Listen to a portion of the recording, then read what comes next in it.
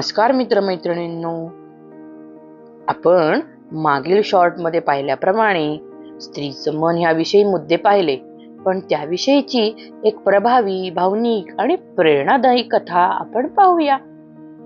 गोष्टीचं नाव आहे स्त्रीचं मन. एका गावाच्या टोकाला जुन्या वडाच्या झाडाखाली राधिका शांतपणे बसली होती. हातात विणकाम, पण डोळे हे तिच्यावर. कोणी पाहिलं तर त्याला वाटल ती फक्त बसलीये, पण तिच्या मनात हजारो विचारांची गर्दी होती. घरातील जबाबदाऱ्या, मुलांचं शिक्षण, सासू सासऱ्यांची काळजी, पतीच्या स्वप्नांची चिंता, एवढ्या सगळ्या गोष्टी सांभाळूनही ती स्वतःला मनाला विचारत होती, मी खरंच आनंदी आहे का?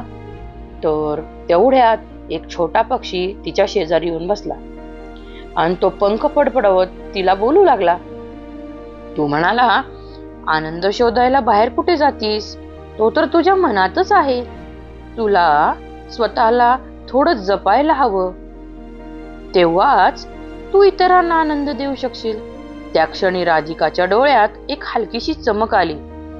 तिला जाणवलं, खरंच स्त्रीचं मन हे फक्त देण्यासाठीच नाही, तर स्वतःसाठीही आहे, स्वतःला जपण्यासाठीही आहे. कारण जेव्हा स्त्रीचं मन शांत आणि समाधानात असतं, तेव्हा तिच्या आसपासचं संपूर्ण जग आनंदाने उजळतं. तर चला मैत्रिणींनो, खरंच प्रत्येकीनं माझ्या शॉर्ट्सवर विचार करा नक्की की आपण खरंच आपल्या रोजच्या जीवनात स्वतःच्या तब्येतीकडं, स्वतःच्या आनंदाकडं, स्वतःला जे हवंय ते करतो का हो? मग ते करत नसल्यानेच आपला स्वभाव असा झालाय का? तर हे नक्की बघा. सगळ्यात विशेषतः बोलायचं तर ज्या स्त्रियांचं लग्न झालंय ना, त्यांनी लग्न झालेल्या दिवसाच्या पहिल्या दिवसापासून ही गोष्ट अंमलात आणा, म्हणजे तुमचा संसार खरंच सुखी होईल. कारण आपण इतरांच्या सुखाकडे सतत लक्ष देत राहतो, त्यामुळेच आपण आपल्याकडे बघायला विसरून जातो.